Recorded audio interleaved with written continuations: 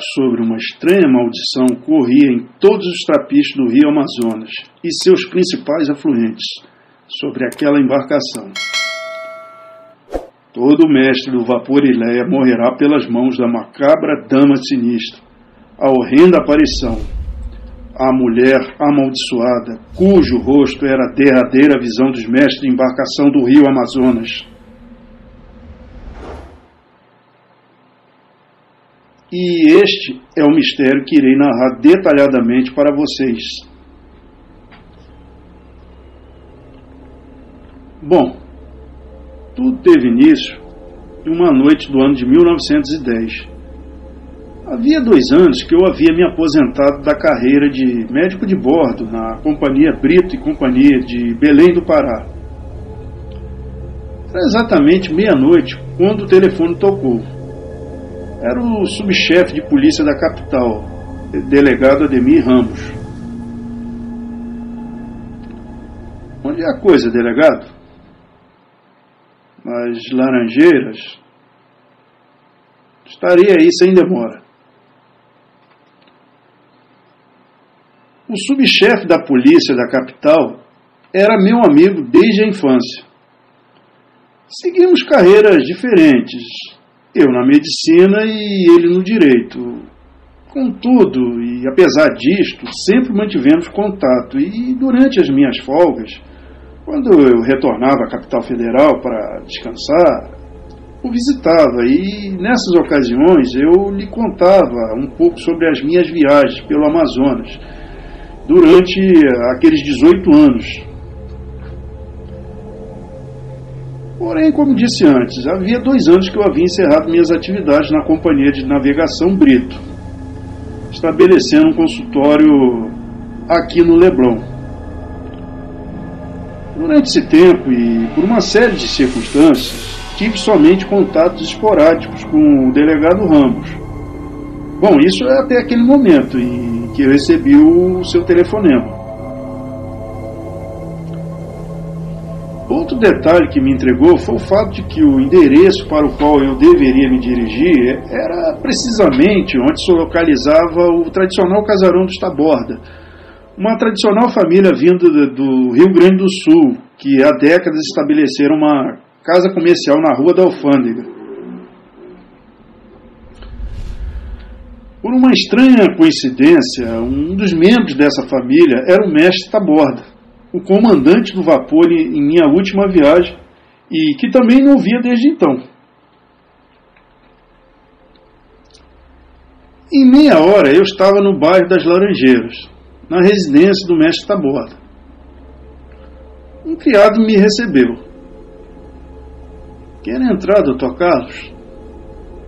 Obrigado. Conduze-me ao delegado Ramos, sim?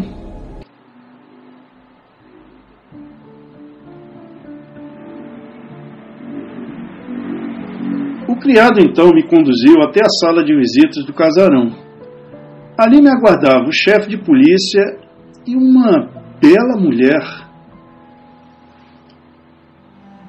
O delegado fez a apresentação. Esta é Diz Taborda, recém-chegada do Rio Grande do Sul e sobrinha do finado mestre Wilson Taborda. Ao olhar para a mulher, confesso que tive uma sensação estranha. Não sabendo precisar ao certo se o que me incomodava era a sua beleza, ou por descobrir bastante surpreso ser ela sobrinha do mestre Taborda. Pois durante o período em que trabalhei com ele, nunca conversamos sobre particularidades, sobre os seus familiares, parentes, enfim. Mas deixei aquelas considerações de lado e procurei me concentrar na triste notícia que o delegado acabara de me falar. O mestre Taborda morreu? Então o delegado me respondeu. Sim, ele morreu há menos de 1 hora e o médico do distrito policial diagnosticou ataque cardíaco. Entendi.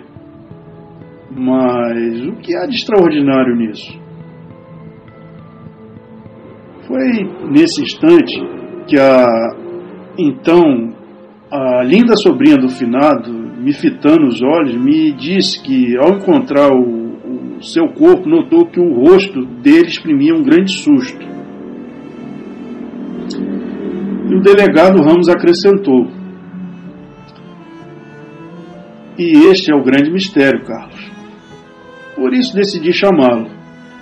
Você trabalhou com ele muito tempo. Queria que me contasse tudo. Certa vez ouvi sobre esse naufrágio do vapor Ileia uns estranhos boatos. Ah, você se refere à maldição do Ileia. Precisamente. Bom, não eram boatos. Diziam que a aparição de uma mulher assombrava o Ileia. Olha, delegado Ramos, quero que você preste bem atenção sobre tudo que eu vou lhe contar.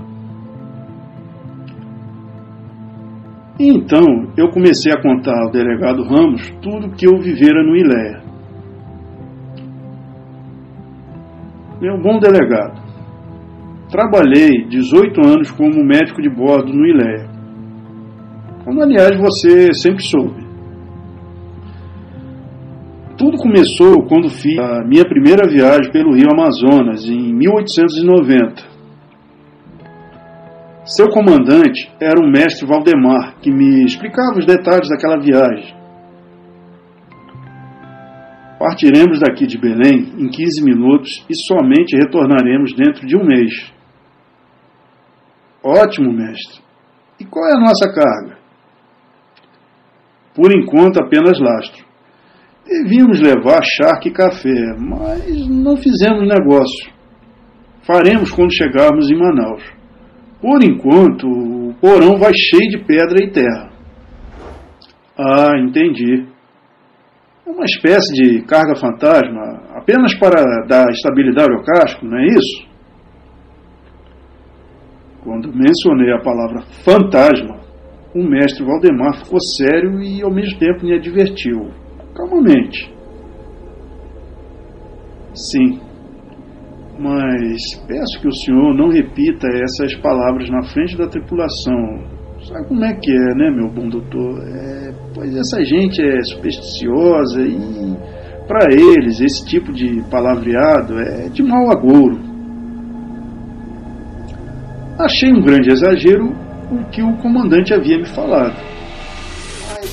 Procurei ficar em silêncio e assentir com a cabeça. E assim zarpamos Rio Amazonas acima. Quando chegamos em Manaus, largamos o lastro e tomamos a primeira carga, rumo a Iquitos, no Peru. O mestre Valdemar estava muito animado. Meu bom doutor, a viagem será um sucesso. O senhor, por acaso, me acompanha numa canjibrina? Certo, mestre Valdemar. Estou ansioso por pisar em terras peruanas. Vamos brindar, sim. Os preços da borracha estão bons esse ano. Parece que vem um temporal por aí, mestre Valdemar. E realmente tivemos uma noite terrível durante nossa subida pelo Amazonas. A embarcação jogava muito enquanto enfrentávamos uma forte agitação nas águas. Eu me encontrava no meu alojamento particular e já havia bebido uma garrafa de conhaque quando bateram na porta. Era a voz de Armando, o contramestre da embarcação. O que há, Armando? Perguntei. E do outro lado, Armando respondeu: os tripulantes, doutor, estão nervosos e o mestre Valdemar está passando mal. Vamos lá ver isso. A cabine do comandante estava trancada por dentro. Então bati na porta e falei em voz alta: mestre Valdemar, está bem? Sou eu, o médico de bordo. Contudo, somente ouvimos gargalhadas sinistras. Como resposta: Pressentimos que algo havia de errado lá dentro, e então arrombamos a porta. Quando entramos na cabine, vimos uma cena surreal. O mestre Valdemar ria como um louco, diante da janela, olhando vagamente a tempestade. Eu e o imediato nos aproximamos com prudência. Calma, mestre, conte-nos tudo. O mestre Valdemar berrava num tom insano que nada tinha de humano. Dizia coisas desconexas. Ela, foi ela, a sinistra, a maldita, eu vi. Quem é ela, a sinistra? Perguntei curioso. O mestre me olhou como um semilouco. Ela, a dama de negro, com seu véu, toda de preto, vire o rosto da morte. Percebi que o comandante estava fora de si e, naquela situação perigosa, pediu ao Armando para que o segurasse. Eu então rapidamente apliquei no mestre um sedativo. Mesmo assim, já na cama, o comandante se debatia e gritava de forma incoerente. Quando soube que o comandante estava ficando louco, a tripulação quis se amotinar, mas graças à coragem e firmeza do contramestre, a tripulação recuou. Quem se meter a besta, eu meto uma bala na cabeça. De madrugada tudo serenou, até o temporal. Porém, o mestre Valdemar não demonstrava a menor lucidez. Como um louco, somente falava sobre uma mulher de preto, e várias vezes tentou me agredir. Inclusive, puxou uma faca que estava escondida entre seus pertences. Calma, mestre, sou médico de bordo. Morre, maldito. Foi ela, aquela maldita que te mandou. Diante daquele impasse, fomos obrigados a acorrentá-lo e a deixá-lo sob os cuidados das autoridades de um posto alfandegário às margens do rio, de onde se engariam de levá-lo de volta até a sede da companhia em Belém. Quando aportamos, o comandante estava louco. Após isso, prosseguimos nossa viagem até Iquitos sem nenhum transtorno. 2 semanas depois, retornamos a Belém.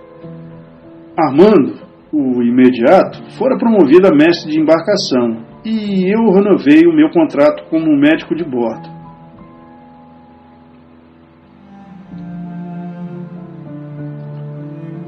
Nossa segunda viagem nos levou à região do Acre, que ainda nessa época pertencia à Bolívia. Dessa vez ganharemos uma boa soma, doutor. Tomara, mestre Armando. Tudo foi muito bem até uma pequena, mas movimentada localidade às margens do rio Puros. Ali, toda a tripulação visitou um cabaré, onde havia uma formosa dançarina. Ela é do Paraguai, e dizem que ela particularmente gosta de dançar nua. Sem dúvida, muito bela e sensual. Concordei com o mestre. E quer saber, doutor? Gosto mais dessas paraguaias quentes que daquelas madames chinfrins lá do Rio de Janeiro. Eu vou falar com essa morena paraguaia. Acho que você chegou um pouco atrasado, mestre Armando. Pois, ao que parece, Gino, o seu contramestre, já se adiantou. E parece que ela está caidinha por ele. Não será por muito tempo. Logo que acabar o número, irei falar com ela. Percebi que o mestre Armando não estava conformado com aquela situação. Tentei até demovê-lo daquela situação vexatória, pois notei que ele tinha bebido um pouco além da conta. Mas ele, de sopetão, se levantou da nossa mesa e desapareceu por trás da cortina de miçangas, onde ficava o camarim da dançarina. Por precaução, seguiu o mestre, uma vez que ele, além de estar embriagado, possuía um temperamento autoritário e até agressivo. Num repelão, Armando abriu a porta do camarim e naquele instante vislumbramos a figura da sensual dançarina e seu lindo corpo, já despida diante de Higino, apenas coberta por um véu negro de seda. E logo os dois homens se engalfiavam numa luta de morte. Eu gritei então: Higino, Armando, pare com essa loucura! E nesse meio tempo a dançarina continuava impassível, cobrindo-se com um véu, enquanto a luz de uma lamparina colocava sombras fantásticas na parede. De repente, com um grito, Higino tombou morto, atravessado no peito por uma faca. Instintivamente olhei para a dançarina. Seus olhos brilhavam diabolicamente, mas não lhe via a face, porque o véu lhe cobria o rosto. Então tentei arrancar-lhe o véu, mas ela, com um riso diabólico, atirou-me em cima a lamparina e fugiu.